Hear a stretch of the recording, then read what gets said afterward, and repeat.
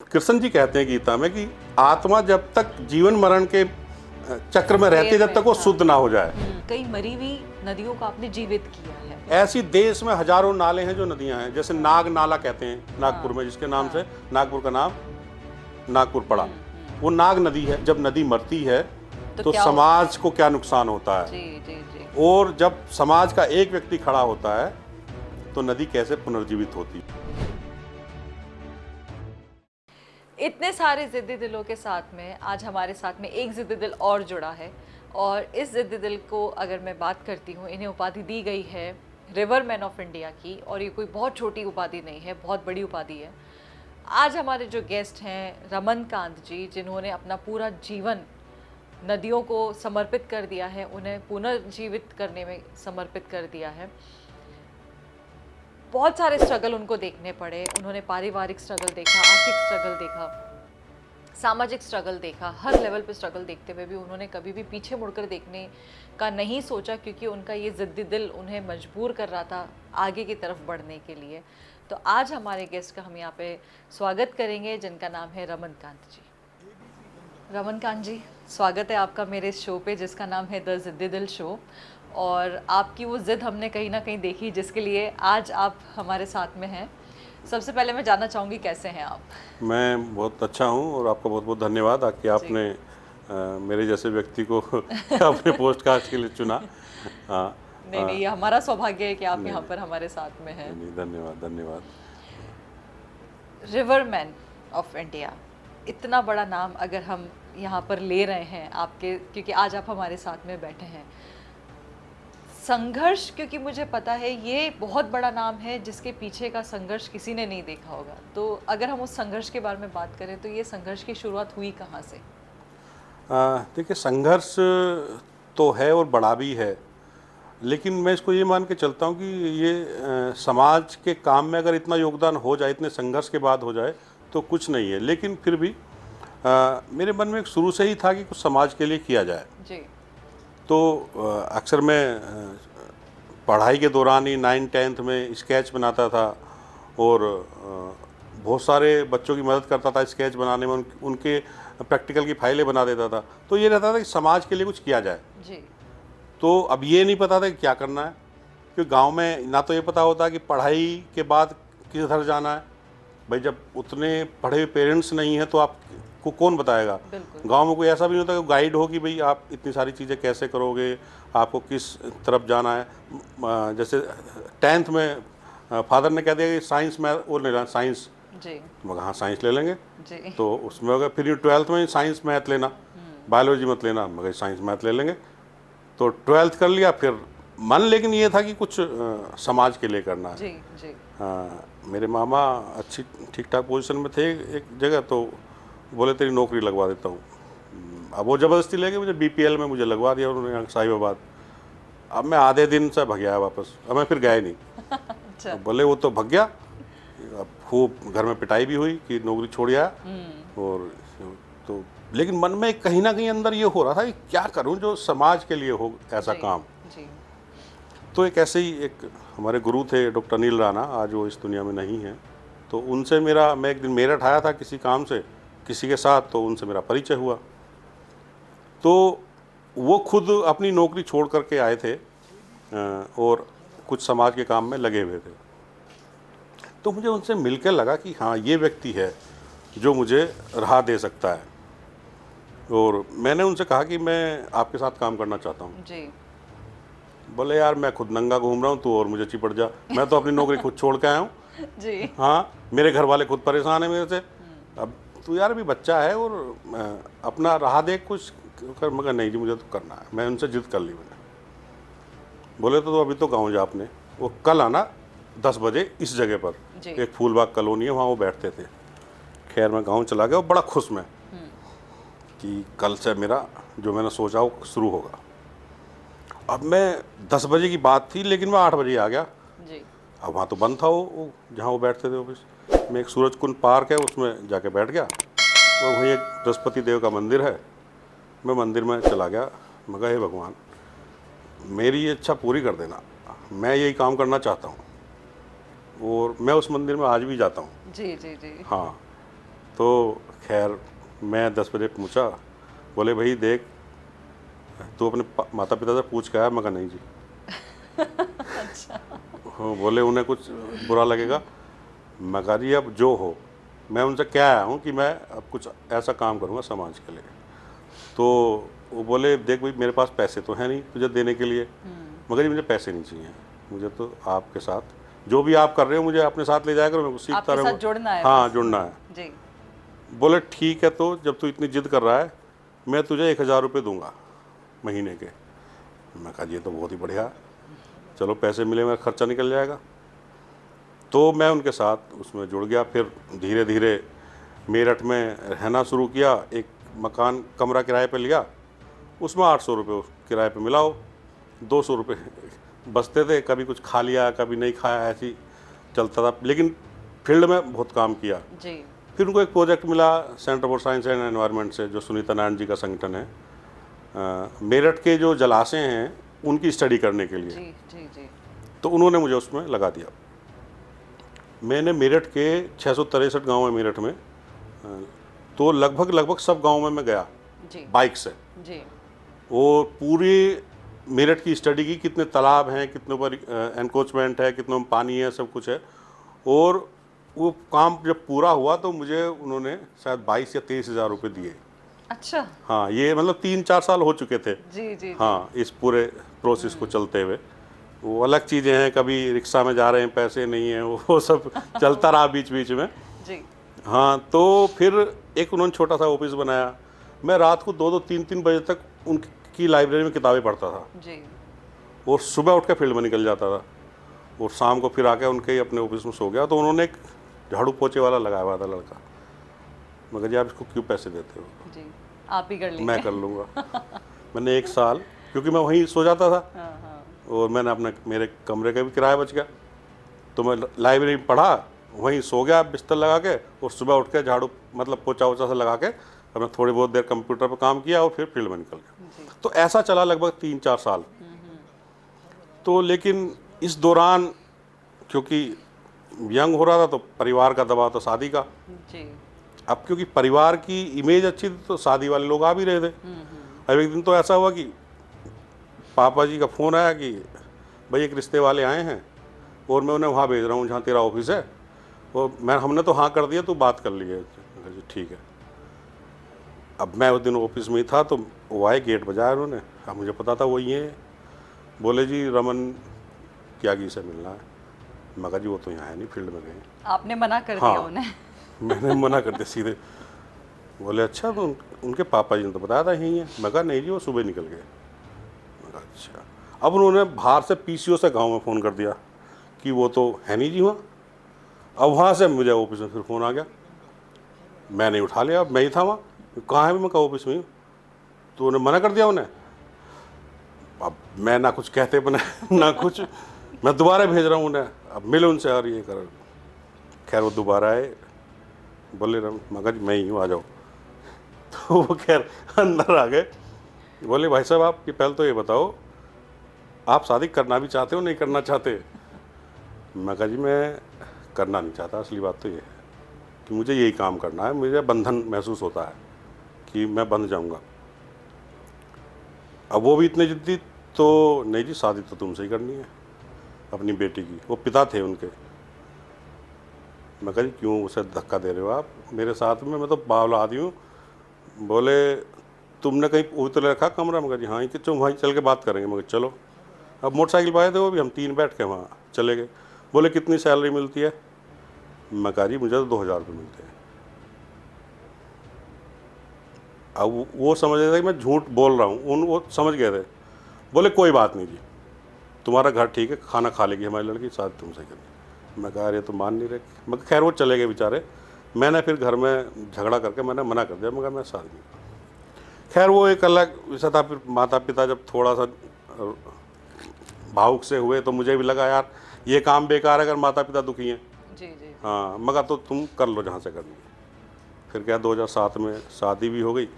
अब एक ट्रेजेडी हो गई फिर 2008 में, जो मेरे गुरु थे जिन्होंने काम सिखाया, उनकी हार्ट अटैक से देहांत हो गया। ओह। तो उस दौरान मैं हिंडन यात्रा कर चुका था 2 बार पैदल, सहारनपुर से और शिवालिक यहाँ तक, गौतम बुद्ध नगर तक।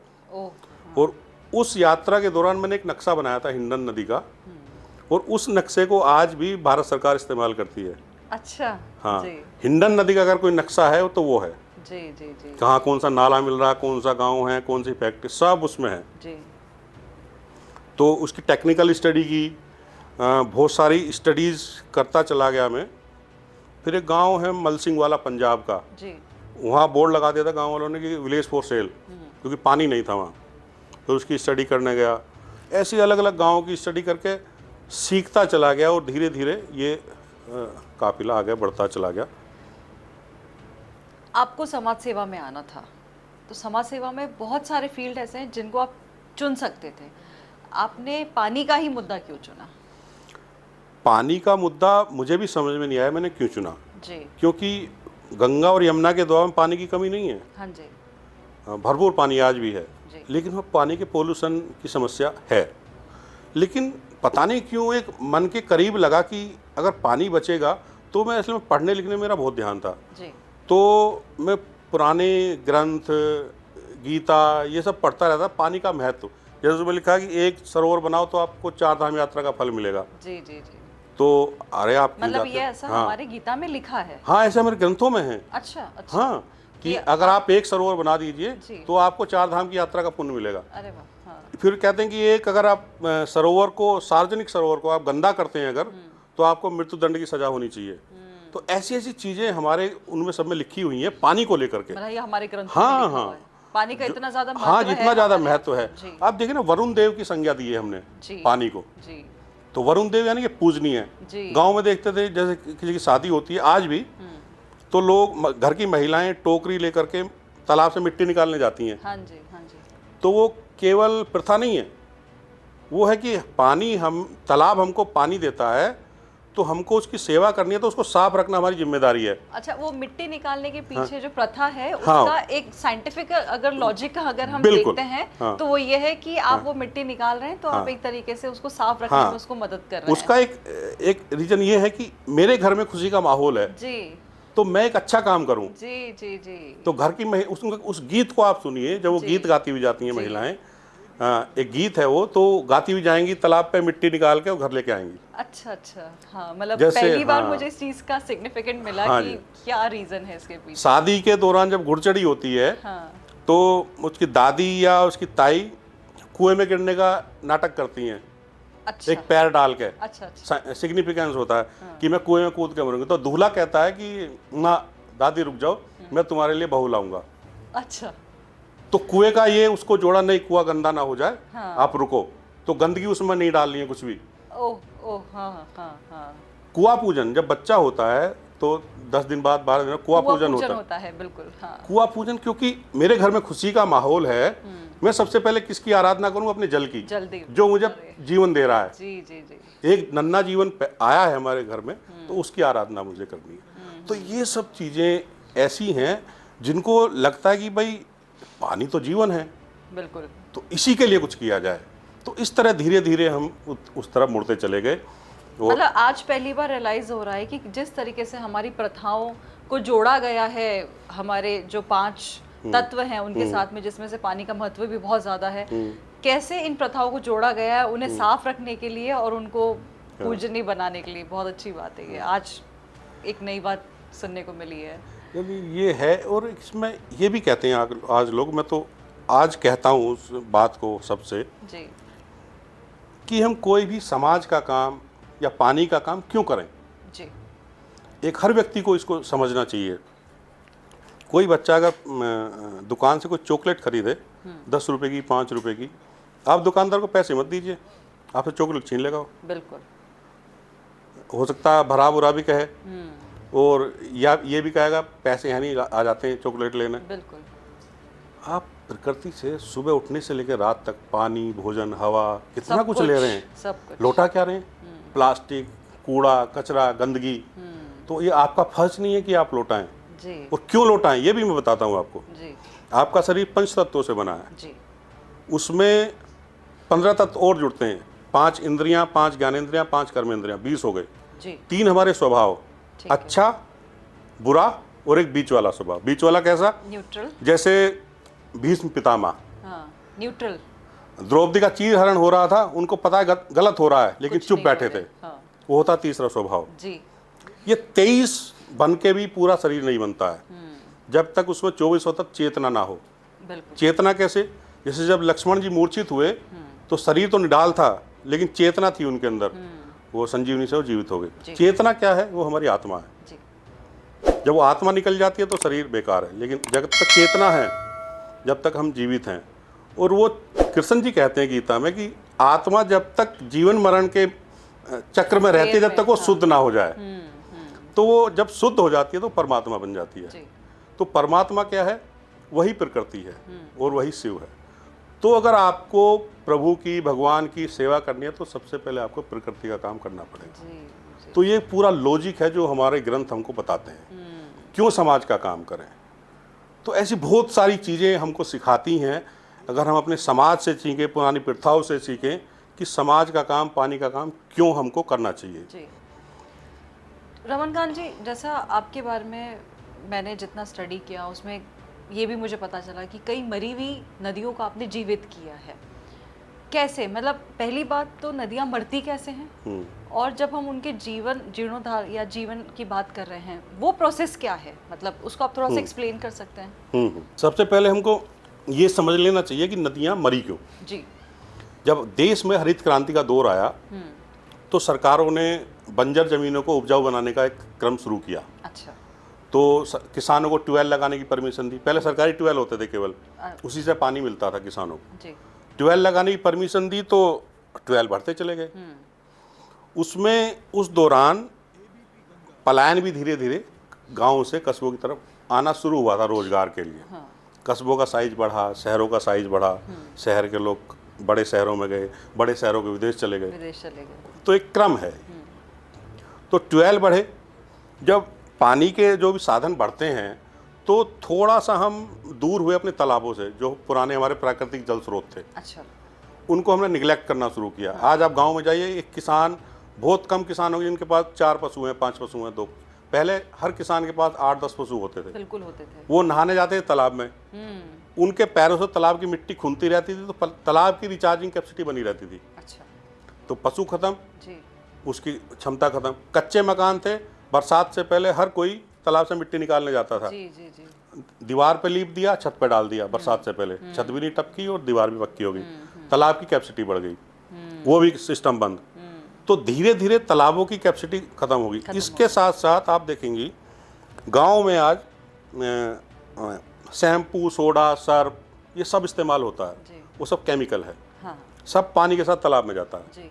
तो एक लेयर तालाबों के ऊपर बनी है जो रिचार्जिंग कैपेसिटी उनकी खत्म हो चुकी है। मतलब केमिकल की वजह से। हाँ जी। जो बात कर रहे हैं। जी। तो इस दौरान हमको जो बारिश मिलती है, पहले मिलती थी 1200-1300 मिलीमीटर एनुअली, अब मिलती है 730-40 मिलीमीटर एनुअली। वो भी हमको जो चौमासा पहले कहते थे, गांव में चौमासा लगा हुआ है, 4 महीने बारिश हो रही है, अब वो भी मिल जाती है हमको 20 दिन में, 30 दिन में।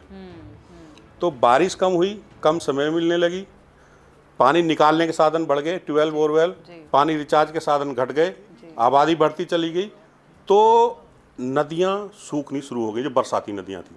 जरूरत नहीं रही लोगों को। हाँ।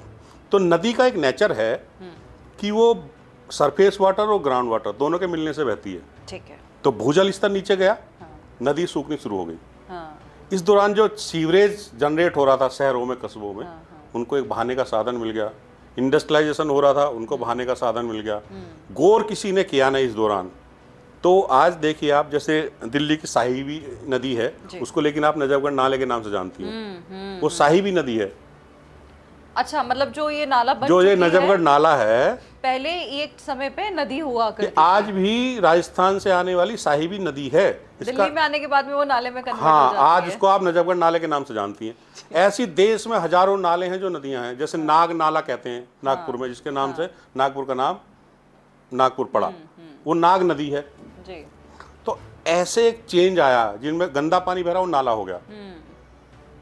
तो नदियां मरनी शुरू हुई, तो उन्होंने सीवरेज का साधन बढ़ना शुरू हुआ। उसके दुष्परिणाम ये हुए कि जो आसपास का क्षेत्र था, वो भूजल में रिचार्ज हुआ, वो गंदा पानी तो आसपास में भूजल सब पोल्यूटेड हो गया। ओह, तो जो समाज नदियों किनारे बसा पला बड़ा विकसित हुआ, आज वो उस पोल्यूशन के कारण वहाँ से उजड़ने के कगार पर है। जी जी जी। तो एक पूरा ड्रास्टिक चेंज है, और ये हमारी कहीं ना कहीं मानसिकता भी है।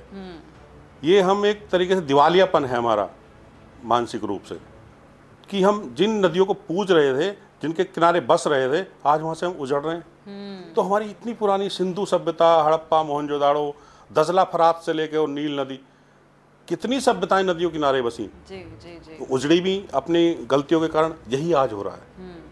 तो अगर हमको बड़ी नदियों का ध्यान रखना है, जैसे गंगा की आज आप बात कर रहे हैं, तो हमको उसकी जो सहायक नदियां हैं उनको हमको सही करना पड़ेगा, उन्हें बचाना हाँ। पड़ेगा। आप नदी को ऐसा समझ सकते हैं जैसे हमारा शरीर है, भारत एक शरीर है, जी, उसकी जो वेन्स हैं वो हमारी नदियां हैं। नदियां हैं। अगर उनमें गंदा पानी बहेगा, या अगर हमारी वेन्स में गंदा खून बहे, हाँ, जो संक्रमित हो जाए, तो हमें कैंसर हो जाता है। बिल्कुल।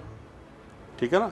अगर टीएलसी हमारी बढ़ जाए, 30,000 हो जाए, 25,000 हो जाए, तो ये कैंसर के सिम्टम्स हैं। तो आज हमारी बहुत सारी नदियाँ उस पोजीशन में हैं। हमने जो काम शुरू किया, हमने यही फोकस बनाया कि हमारी छोटी नदियाँ कैसे जीवित हों। बिल्कुल। तो एक काली ईस्ट नदी है जो गंगा की ट्रिब्यूटरी है, वो मुजफ्फरनगर शुरू होती है। मुजफ्फरनगर, मेरठ, हापुड़, बुलंदशहर, अलीगढ़, एटा, फर्रुखाबाद, कासगंज और कन्नौज में जाकर गंगा मिलती है। 598 किलोमीटर लंबी नदी है। हम जब उस पर काम कर रहे थे तो उसका ओरिजिन हमको नहीं मिल रहा था, अच्छा। जहाँ से नदी शुरू होती है। तो हम ढूंढते ढूंढते मुजफ्फरनगर के एक अंतवाड़ा गांव है, वहाँ पहुँचे। तो डॉक्टर संजीव बालियान जी से मेरी पुरानी मित्रता रही, जी जी जी। क्योंकि उनका गांव भी नदी किनारे है, हिंडन किनारे। हाँ हाँ। तो मैंने उनको बताया, मैं कहा भैया ऐसे ऐसे है, इस गांव में नदी का उद्गम है। कह रहे कर भाई, मैं तेरे साथ हूँ। तो मैंने चिन्हित कराई एसडीएम से ज़मीन, तो करीब करीब 200 बीघे ज़मीन नदी के ओरिजिन की वो निकली। 200 बीघा? हाँ, उस पर 22 किसान खेती कर रहे थे।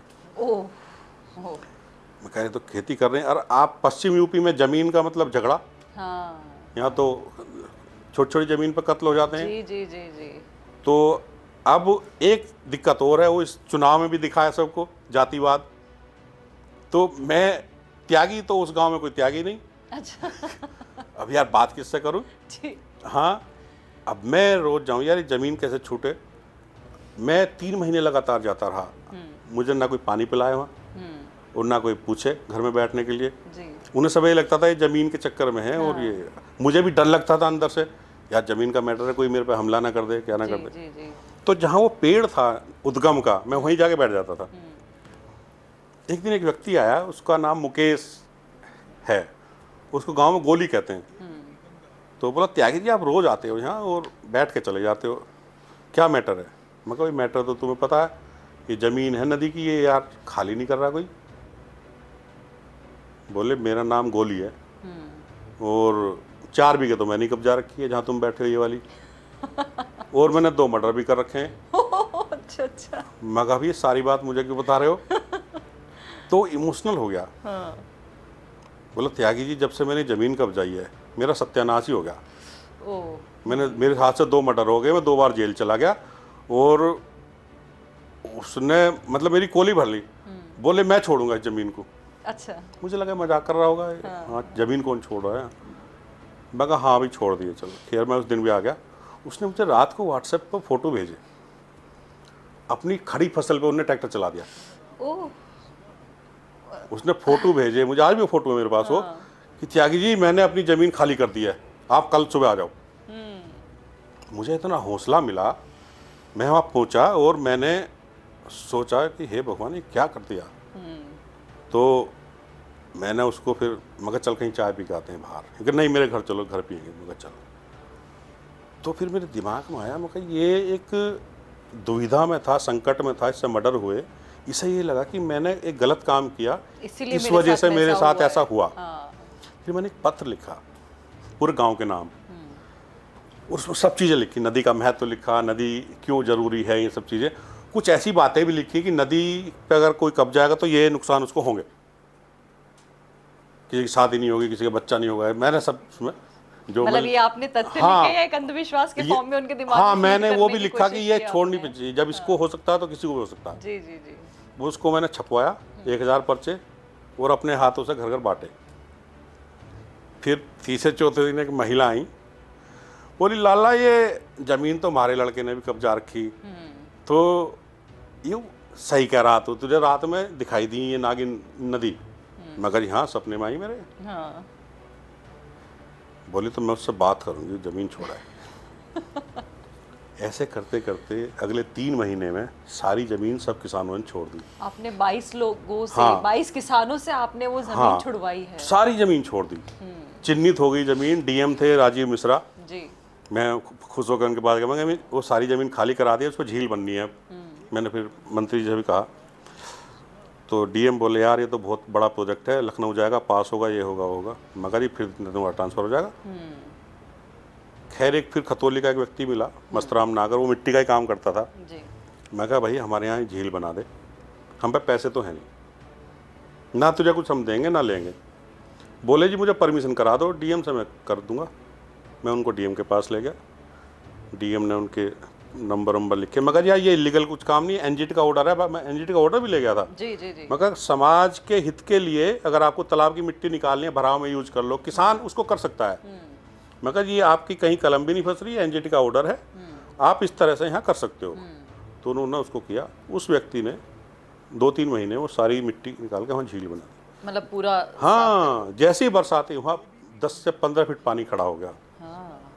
इतना आनंद आया उसको देख के यार, क्योंकि ये एक चीज़ खड़ी हुई है। उसके आगे फिर अब उसको चीज़ों को हम कर रहे हैं। इसी तरह का वाक्य हमने नीम नदी पे किया। जी।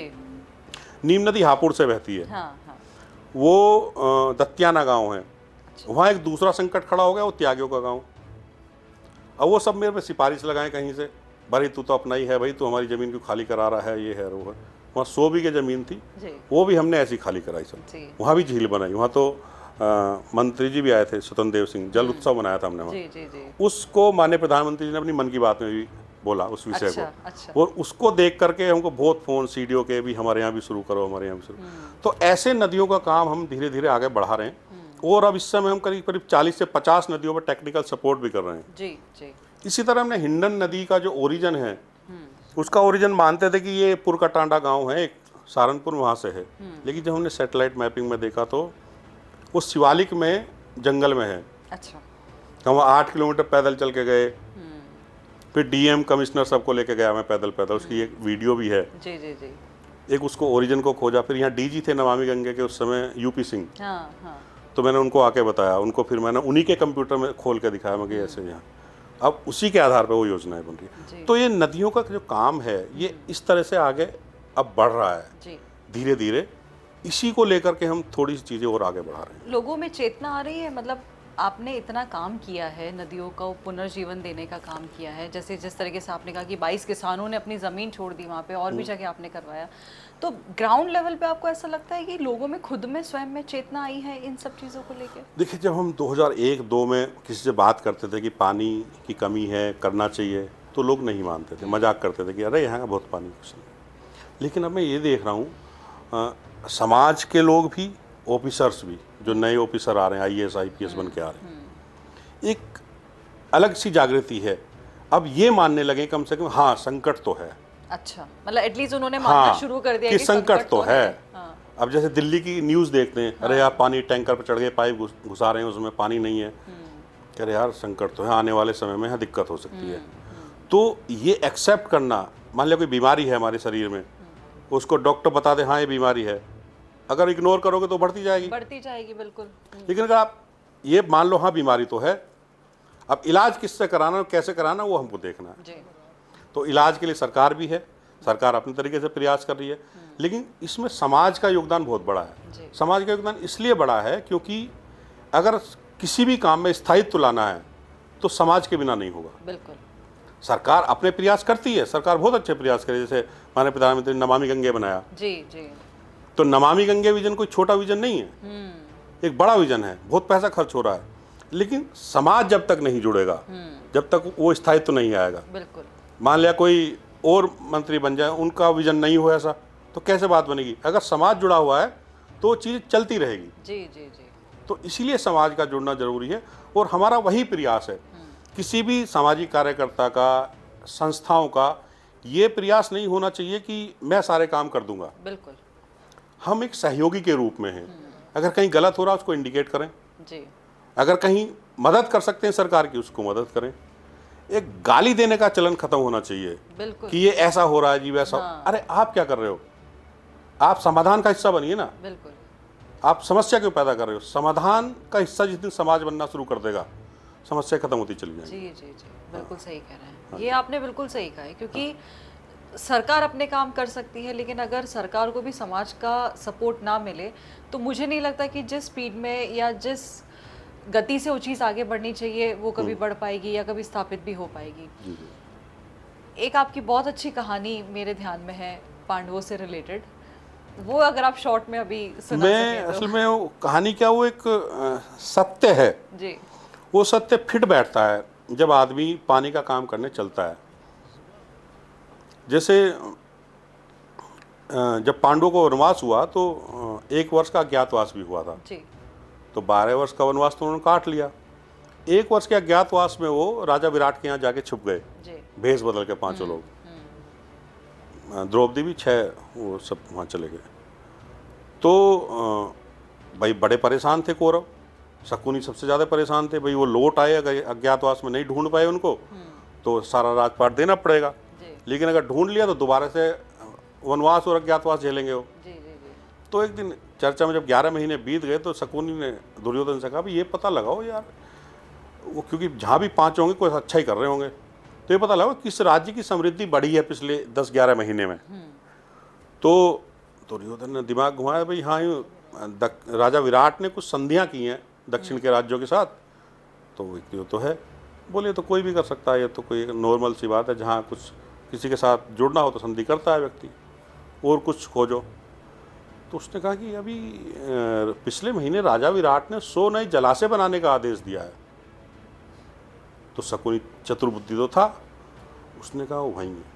अच्छा इससे ये सिद्ध होता है कि जब समाज में समृद्धि आती थी, जी राजा विराट के वहाँ छुपे हो, हाँ उन्होंने अच्छे काम किए, हाँ जो राज्य था वो समृद्ध हुआ, हाँ तो लोग पानी का काम करते थे, हाँ पानी कैसे बचे। बिल्कुल और जब लोग पानी का काम करते थे तो उसका भी ये है कि लोगों के यहाँ समृद्धि आती थी। मतलब पानी मतलब समृद्धि है हाँ। अपने आप में। जी तो इस तरीके से वो धीरे धीरे उन तक वहाँ पहुँचे। लास्ट में एक विवाद था कि सूर्य छिपने से पहले ढूंढ लिए नहीं ढूंढे, वो एक अलग विषय वो है। एक अलग विषय लेकिन हो इसका सार ये है कि जब व्यक्ति समर्थ होता है तो उसको समाज के अच्छे काम करने चाहिए। जी जी मान ले मेरे पास पैसा है तो मुझे अच्छे काम करने चाहिए। एक ये भी है कि हर व्यक्ति नदी में नहीं कूद के साफ कर सकता, लेकिन अगर मैं नहीं कर रहा हूँ तो मैं उसको, पहला कर्म तो यह है कि मैं उसको क्रिटिसाइज ना करूँ। आप बोल भी नहीं सकते हाँ, उससे कुछ। बिल्कुल। दूसरा मेरा अंदर और अच्छी बात होगी अगर मैं उसको एक फ़ोन करके कह दूँ आप बहुत अच्छा काम कर रहे हैं। तीसरी और अच्छी बात होगी, भाई मैं वहाँ तो नहीं आ सकता लेकिन मैं 1000 रुपये भेज रहा हूँ तो मेरे भी कहीं लगा देना। जी जी चौथी अच्छी बात यह है कि कभी मौका मिले तो उस दिन मैं भी आऊँगा भी तेरे साथ। जी जी जी तो अगर इस तरह के समाज एक दूसरे को सपोर्ट करने लगे तो मुझे नहीं लगता कोई दिक्कत है। जी लेकिन लोग क्रिटिसिज्म में रह जाते हैं, अरे यार वो क्या कर रहा है, कुछ नहीं, वो तो ऐसी जैसे बात करते हैं। आजकल आप देख रहे होंगे कि ये जी एक पेड़ लगाया किसी ने तो वो तो फोटो खिंचवा रहा है, हाँ हैं? वो सोशल मीडिया हाँ, पे थोड़ा सोशल मीडिया जी, पर फोटो जी। खिंचवा रहा है। अरे मेरे भाई, वो चाहे वीडियो भी बनाए, उसने पेड़ तो लगा दिया। तुम तो यही कहने में समय बिता रहे हो कि फोटो खिंचवा रहा है। जी वो वीडियो बना ले, अपनी पिक्चर बना ले, कम से कम उसने पेड़ तो लगाया। बिल्कुल। तो ये चीज़ें भी बंद होनी चाहिए समाज में। हाँ कोई अगर अच्छा काम कर रहा है उसको क्रिटिसिज्म मत करो, उसको कम से कम एक फ़ोन करके कह तुम अच्छा काम कर रहे हो, बिल्कुल बिल्कुल तो उसका हौसला बढ़ेगा, वो और डबल मेहनत से काम करेगा, जी। क्योंकि वो अपना सब कुछ दे करके कर रहा हाँ है। बिल्कुल। मैंने एक लाइन सुनी थी कि जहाँ पे जब कोई अपना काम करने की कोशिश कर रहा है और जब लोग क्रिटिसाइज करने आते थे तो उसका एक ही जवाब होता था, साथ दो राय मत दो। हाँ, बस वो वाली बात थी। अगर आप बिल्कुल, साथ दे सकते हो तो आप यहाँ पे खड़े रहो, हाँ, राय मत दो राय आप। मत दो। वो वाली बात है। समाज के ये लिए ऐसे एक ही वो रहता मैसेज है कि कम से कम उस चीज को आप क्रिटिसाइज मत करो कि अगर ये कोई भी समाज अच्छा पहले काम- नहीं था ऐसा, ये बीच में थोड़ी विकृति आई है। जी तो सोचने की शक्ति में ये सब चीज़ें, अब ये भी कह सकते हैं क्योंकि जो हमारी संस्कृति रही है, हमें एक परिवार से ही संस्कार मिलते हैं। जी जी जी बच्चे जैसा परिवार में देखता है वैसा बनता है। बिल्कुल। तो इन चीज़ों को भी हमको परिवार से भी जोड़ना पड़ेगा। जी। देखिए, समाज का काम ऐसा नहीं है कि आप नदी में उतर के समाज का काम कर रहे हो, पानी का काम कर रहे हो। आप अगर अपनी वाणी से कोई गलत बोल रहे हो तो वो शब्द ब्रह्मांड में घूमता है, हाँ तो वो भी आप दूषित ही कर रहे हो। जी आप अपने नेचर से, अपने करेक्टर से, या आप कहीं जा रहे हो गंदे कपड़े पहन के ऐसे ही चले जाओ, बाल ऐसे बिखरे हुए, सब चीज़ें, जी जी वो भी एक तरह की हिंसा है। हाँ अगर सामने वाले को पीड़ा हो रही है आपको देख करके, तो वो एक तरह की हिंसा है। जी जी जी तो ये सब चीज़ें समाज में अगर सही होंगी तो लोग समाज का काम करना शुरू करेंगे। जी और समाज का काम ये नहीं कि मुझे किसी को दिखाने के लिए ये नदी साफ करनी है। अब जैसे हमें कहते हैं भाई तुम क्यों कर रहे हो, अरे भाई मैंने बाई चॉइस चुना है, मुझे अच्छा लगता है, मुझे आनंद आता है। और एक और है, मान लिया अगर किसी को किसी काम में आनंद आ रहा है तो उस काम में वो सफल 100% होगा। बिल्कुल। यही अगर हमारे हाँ शो की एक टैगलाइन है कि अगर आपका दिल जिद्दी है हाँ, तो आप वो जरूर अचीव करेंगे कि जो आपने एक सपना लेके आप बिल्कुल। निकले हैं। बिल्कुल। लेकिन आपके अंदर ईमानदारी होनी चाहिए। जी जी जी हाँ, बिल्कुल। अगर कहीं भी थोड़ा सा भी दिक्कत है तो नहीं होगी। तो ये 100% है, चाहे वो किसान है, चाहे वो नौकरी वाला है, चाहे वो मंत्री है, चाहे वो कोई सामाजिक भी कार्यकर्ता हो, है, बिल्कुल। अपने काम में मन लगा के ईमानदारी से काम करेगा, 100% सफलता है। जी जी जी। ये एक सच है। पर इस आपने जितना भी बोला है उस चीज़ में मैं एक और चीज़ आपसे पूछना चाहूँगी, क्योंकि हम हमारी आर्थिक स्थिति को कभी भी छोड़ नहीं सकते हैं। आपका प्रेम कितना भी हो समाज के प्रति, समाज सेवा के प्रति, कुछ भी हो, जितना भी डेडिकेशन हो, जिस फील्ड में आप गए हैं, शुरुआत में मुझे नहीं लगता कि आपको बहुत ऐसा एनवायरनमेंट मिला होगा कि जहाँ पे आपने अपनी फैमिली को भी बहुत अच्छे लेवल पे आपने सपोर्ट कर दिया होगा। वो समय आपने सर कैसा निकाला? देखिए, मैं एक साधारण परिवार से आता हूँ और बहुत कम ज़मीन हमारे पास है। आप जानती हैं ज़मीनों की क्या हालत है। तो शुरू में ही पिताजी का ये था कि भाई पढ़ लिख ले, कहीं नौकरी कर लेना। पर बिजनेस कराने के तो पैसे नहीं होते किसान पे। जी वो यही कहते हैं अच्छी पढ़ाई कर लेगा तो नौकरी कर लेना कहीं, तो 4 पैसे आएंगे घर पे। अब हम जुट गए ऐसे काम में जिसमें कुछ मिलना ही नहीं था, हाँ जी। तो और दुविधा हो गई। तो एक तरीके से मैंने वो माता पिता का सपना भी तोड़ा, जो उनको मेरे से आस थी कि मैं बड़ा था घर में, तो मुझे वो करना चाहिए था। बड़ा बेटा आर्थिक हाँ। सहायता करेगा, हाँ, एक परिवार से निकल जी। के तो परिवार का सहारा हाँ। बनेगा। तो बहुत सारे संकट उस दौरान आते थे। कभी ऐसा होता था बाइक में पेट्रोल नहीं है तो फील्ड में कैसे जाऊं, जी जी मोबाइल में रिचार्जिंग के पैसे नहीं, बात कैसे करूं उस किसान से। तो ऐसी दुविधाएं बार बार आती थी। बहुत ज़्यादा किसी से पैसे मांगोगे तो वो आपको ये सोचेगा यार ये तो, वो बचना शुरू कर देता था। हाँ, इग्नोरेंस आने लग जाती हाँ। है फिर। 1-2 साथी थे मेरे ऐसे जो मदद करते थे, लेकिन फिर अपने आप को शर्म आती थी यार मैं बार बार इससे, जी मुझे दिल्ली आना है। जैसे मैं बस से आता था बहुत किसी सेमिनार में, वैसे तो नहीं है पैसे, किसी 200 रुपये ले लिए, भाई 60 रुपये इधर से लगेंगे, 60 उधर से, और रिक्शा का काम मैं पैदल चल के कर लूँगा। तो ऐसी दिक्कतें आती हैं, लेकिन ये तो हो गई काम के दौरान की। जी अब मेरे मान ली जिम्मेदारी भी है जी परिवार की, तो वो कैसे हो। तो एक बहुत बेकार दौर वो रहा आर्थिक रूप से। जी और इस दौरान अगर मान लिया कोई सेमिनार करना है, कोई किसी को बुलाना है, तो वो भी मैं किसी से पैसे नहीं लेता था। जैसे कोई साथी है, भाई ये मेरा हॉल बुक करा देना जी। तुम, वो ये इसका नंबर है, आप खुद करा देना, ये मेरा हलवाई है, इसके ये करा।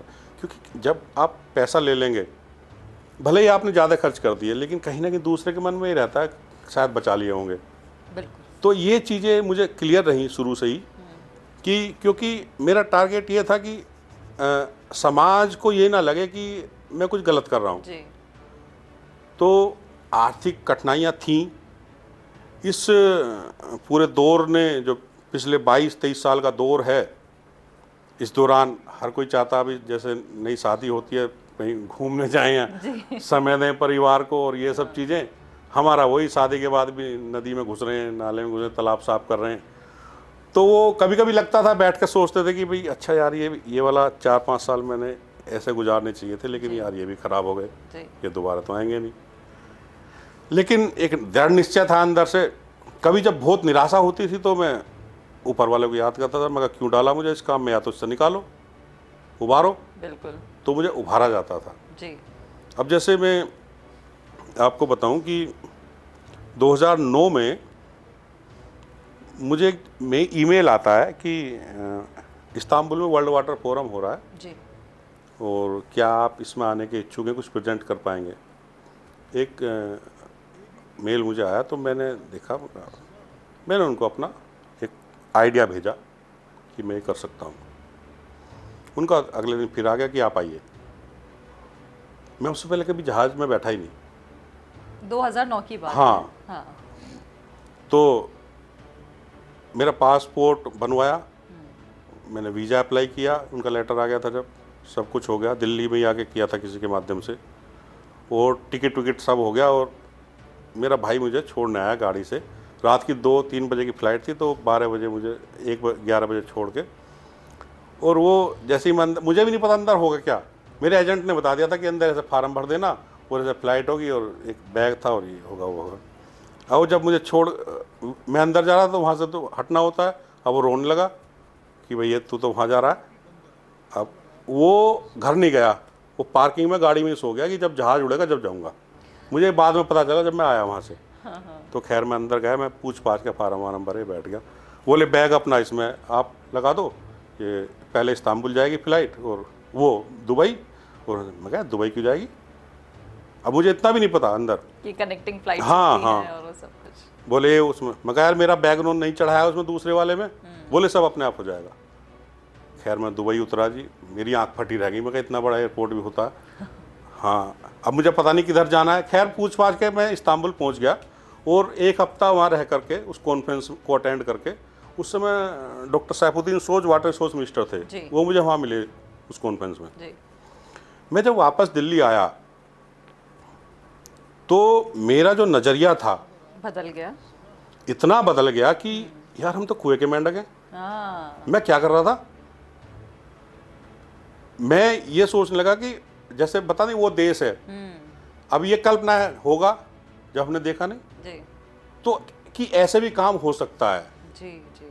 तो एक मुझे वहाँ एक एजेंसी मिली थी, वर्ल्ड वाटर मॉनिटरिंग डे, उनका मुझे फिर मेल आया, उनके साथ में जुड़ा। मैंने इतना अच्छा काम किया, मुझे 3 साल लगातार एशिया वाटर चैंपियन अवार्ड मिला। अरे वाह। 12, 13, 14 और बहुत सारे पुरस्कार फिर और मिले। वाटर डाइजेस्ट, भारत सरकार का राष्ट्रीय जल पुरस्कार भी मुझको मिला काली नदी को लेकर के। मुजफ्फरनगर डिस्ट्रिक्ट को मिला, दैनिक जागरण अखबार ने उसकी कवरेज की थी, उसको मिला कवरेज करने पे। अच्छा। हाँ, 3 राष्ट्रीय पुरस्कार मिले भारत सरकार से काली नदी का काम करने के लिए। और एक टेरी बेकर पुरस्कार होता है, वो हमको अमेरिका से मिला नदी के काम के लिए ही। जी। हाँ, वहाँ भी एक वाटर कीपर अलायंस है, वो इस काम को करता है उनके द्वारा। ये एक दौर रहा, खोया भी बहुत कुछ, पाया भी बहुत कुछ। पाया उससे कई गुना ज़्यादा। जी। हाँ, आज मैं जब माननीय राष्ट्रपति जी से मिल के गया, माता जी को नहीं पता था कि मैं कहाँ गया हूँ, मिलने गया हूँ, क्या गया हूँ। अच्छा। मैं माननीय जी के लिए एक सोल ले गया था माता जी की तरफ से। मैंने माननीय जी को कहा कि मेरी माता जी ने सोल दिया है आपको, आपके लिए भिजवाई है। बोली कि उनको मेरा नमस्कार कहना। जी। तो मैंने जब वापस आया तो मैं गांव गया तो मैंने फ़ोटो दिखाया, मम्मी है राष्ट्रपति जी के पास, ये चल, मैं कहा ये देखो फ़ोटो। तो उन्होंने ऐसे हाथ फेरा, कह रही इसे दिखाना मत किसी को, फ़ोटो को नज़र लग जाती है। मैं कहा मैंने तो फेसबुक पर डाल दिया। तो ऐसा दौर, मतलब कहाँ हमारा क्या मतलब माननीय राष्ट्रपति जी से। बिल्कुल। तो ये सब समय का चक्र है। आप अच्छा काम कर रहे हैं तो लोग आपको बुलाएंगे भी, पहचानेंगे भी, आपको सपोर्ट भी करेंगे।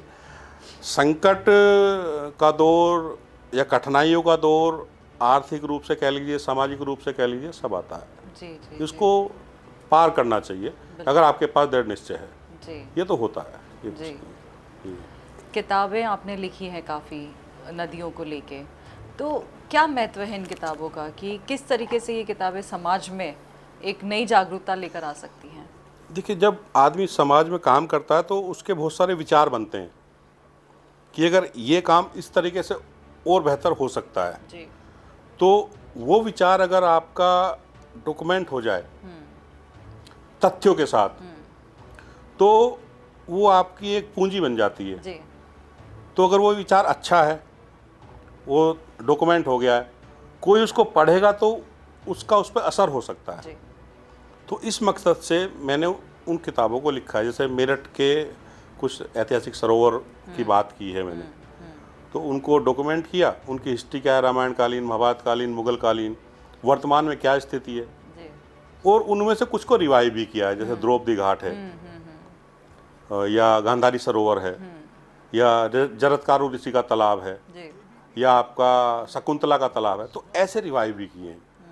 एक पुस्तक लिखी है मुझे कुछ समय राष्ट्रीय स्वयंसेवक संघ की जो जल आयाम गतिविधि है, पर्यावरण संरक्षण गतिविधि, उसमें मेरठ प्रांत का प्रमुख के नाते जल आयाम का काम करने का मौका मिला।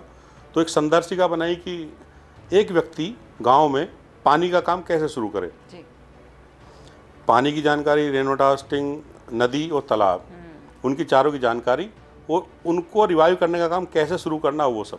जी तो संदर्शिका काफ़ी पॉपुलर हुई। बहुत सारी रिसर्च की, कुछ मैं आर्टिकल्स भी लिखता हूँ अपने विचारों के आधार पे कि भाई कुछ अखबारों में, कि लोग पढ़ें अगर उसको, तो हो सकता है कुछ एक व्यक्ति भी पढ़ ले, उसका असर हो जाए।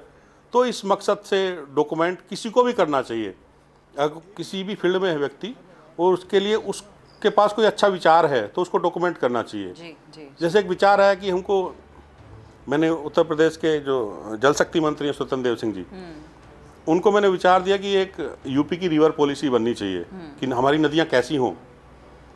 तो उनका विचार तो अच्छा है, मैं कहा जी करो। तो हम 2 दिन लखनऊ में बैठे, पूरे देश के पॉलिसी मेकर्स, हमने एक पूरा ड्राफ्ट बना करके यूपी सरकार को दिया है। जी जी तो उसको लागू करेंगे। अभी कुछ एजेंसीज में मुझे शामिल किया, जैसे एसएमसीजी का मेंबर, उन्होंने बनाया कि आप कुछ सलाह दीजिए। अभी एनजीटी ने एक नदी के लिए मुझको कहा है, सोनाली नदी है उत्तराखंड की, कि इसका जो टेक्निकल चीज़ हैं कि कैसे रिवाइव हो, उसको आप बताइए। तो हमने एक अपने अनुभवों के आधार पर छोटी नदियों को कैसे रिवाइव करें, जी उसका एक मॉडल भी डेवलप किया है। उसके 10 बिंदु हैं, नदी को जाने, उस पर काम शुरू कैसे करें। उसके आधार पे हम करीब करीब 40 से 45 नदियों पे आज काम शुरू करा रहे हैं। जी जी जी एक डीएफओ रहे ऊना डिस्ट्रिक्ट के हिमाचल में, जसुदीप सिंह। हमारे यहाँ बेसिकली कुछ आईएफएस आते हैं, जब पास आउट होते हैं एकेडमी से, तो हमारे ऑर्गेनाइजेशन में ट्रेन एनजीओ अटैचमेंट कोर्स के लिए आते हैं वो। तो उसके बाद वो फिर पोस्टिंग मिल जाती है, उनको डीएफओ बन जाते हैं। तो ऐसे ही एक थे, ऊना में थे वो जसुदीप सिंह। तो उन्होंने बताया कि सर यहाँ एक कन्हन नदी है, तो इसको हम कैसे करें। हमने मॉडल दिया, उस व्यक्ति ने वो कर दी 6 महीने में। तो ये एक आम आदमी भी कर सकता हाँ, है? क्यों नहीं कर सकता। अच्छा इच्छा होनी चाहिए उसमें। देखिए, आपको बहुत ज़्यादा पैसे की जरूरत नहीं है। अगर आप पैसे के पीछे पड़ेंगे कि जब पैसा मिलेगा मैं जब ही काम शुरू तब करूंगा, करेंगे तो हाँ। नहीं होगा। अच्छा पैसा मिलेगा, टेंडर होगा, कोई ठेकेदार आएगा, वो काम करेगा, उसमें फिर कोई कमीशन बाजी होगी, कोई जांच बैठेगी, कुछ नहीं होगा। समाज के साथ जुड़ जाइए। सरकार की इतनी सारी स्कीम है नदियों के लिए, जी जी आप उनको सही से इम्प्लीमेंट करा दीजिए, हाँ काम आगे बढ़ने लगेगा। जी। हम भारतीय नदी परिषद जो हमने गठन किया है, वो इसीलिए किया है। हाँ, मैं यही जानना चाहती थी कि ये भारतीय नदी परिषद क्या है। मतलब मेरा अगला सवाल आपके साथ में यही था। देखिए, हम एक वाटर कीपर अलायंस है, यूएस का संगठन है, उनके साथ जुड़े हम 2017 में। जी वो उसको रॉबर्ट एफ कैनेडी उसको लीड करते हैं, हाँ जी मार्क येगी और रॉबर्ट एफ कैनेडी। तो मैंने उनके पूरे प्रोसेस को देखा है। 2-3 बार उन्होंने बुलाया मुझे अमेरिका, नदियाँ घूमी हमने। वो कैसे अपने देश की नदियों को रिवाइव करने के लिए उन्होंने एक अम्ब्रेला ऑर्गेनाइजेशन खड़ा किया। अच्छा जो भी नदी पे काम करने वाले लोग, उन्होंने सबको जोड़ा। जब अपने देश में हो गया तो उन्होंने देश से बाहर जोड़ा, जैसे भारत से हम जुड़े। तो हमारे विचार यह है कि हम भारत में क्यों नहीं कर सकते। तो जो भी देश में बहुत अच्छा काम लोग कर रहे हैं, जैसे सावजी ढोलकिया साहब उसमें गागड़िया नदी पे कर रहे हैं जी गुजरात में, कोई महाराष्ट्र में कर रहा है, नाम फाउंडेशन महाराष्ट्र में कर रहा है, एक नागपुर के इस समय कमिश्नर हैं अरविंद सिंघल जी आईपीएस ऑफिसर, नदी का काम कर रहे हैं। जी ऐसे पूरे देश में फैले हुए कुछ कार्यकर्ता हैं।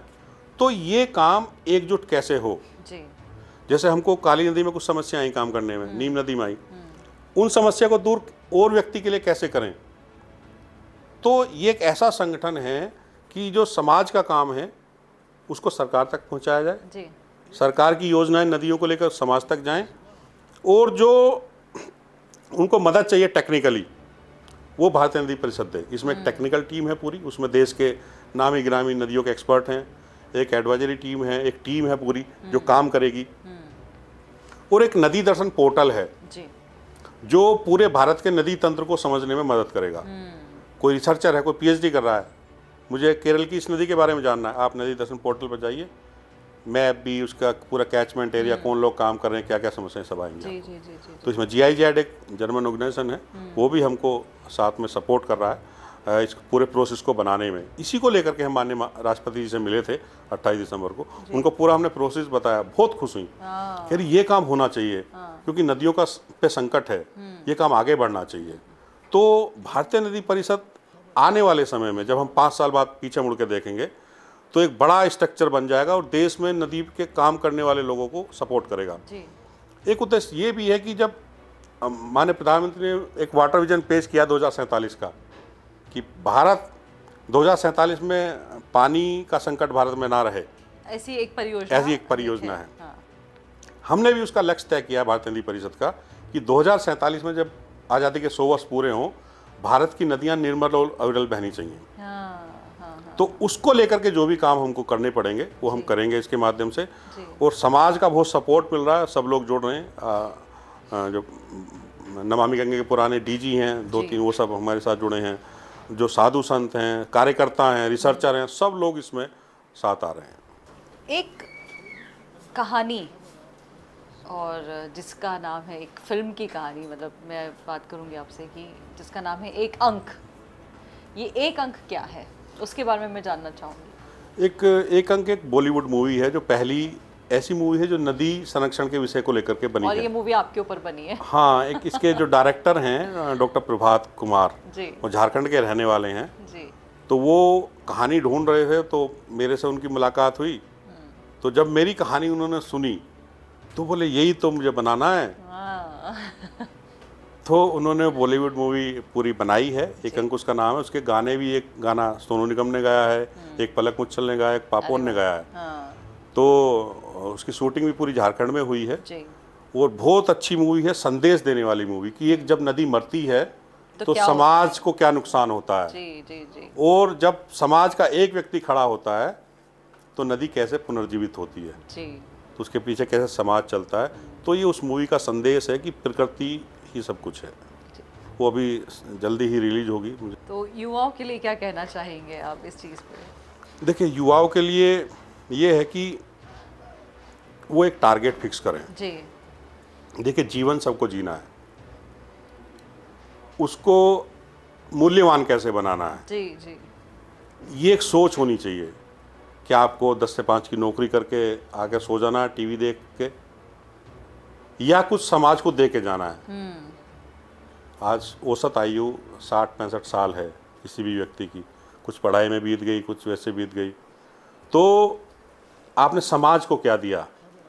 नो डाउट जब आप नौकरी करते हैं, कुछ काम करते हैं तो समाज का भी उससे भला होता है, लेकिन आप इंडिविजुअल लेवल पे समाज से, मैं कह रहा हूँ कि जो प्रकृति है हमारी, जी, जी। जैसे आप पानी ले रहे हैं, भोजन ले रहे हैं, हवा ले रहे हैं, आप लौटा क्या रहे हैं इसका आकलन जरूर करें। जी। और अगर कुछ नहीं लौटा रहे हैं तो उसमें अपना हिस्सा बनाएं। इस जीवन का ध्येय बनाएं कि मान लिया जब मैं मरूंगा तो मुझे 5 कुंटल लकड़ी चाहिए मेरे शरीर को जलने के लिए, तो क्या मैंने 5 कुंटल लकड़ी के लिए कोई पेड़ लगाया है? जी, ये बात आपने बहुत अच्छी वो बोली। कहाँ से आएगी वो लकड़ी? जी। या किसी और के पेड़ की लकड़ी से ही जलोगे? अपने लिए तो एक पेड़ लगा दो। तो हर व्यक्ति को अपने हिस्से का पर्यावरण सुधार लेना चाहिए जब तक वो जीवित है। जी जी जी। मैंने जितनी हवा, जितनी सांसें ली हैं, उस हिसाब का एक कैलकुलेशन करके उतने पेड़ लगा दें। एक शब्द है वर्चुअल वाटर। अच्छा, वर्चुअल वाटर क्या है? जैसे ये बैग बना, हाँ। इस बैग को बनाने में कितना पानी खर्च हुआ? अच्छा, वो वर्चुअल वाटर है।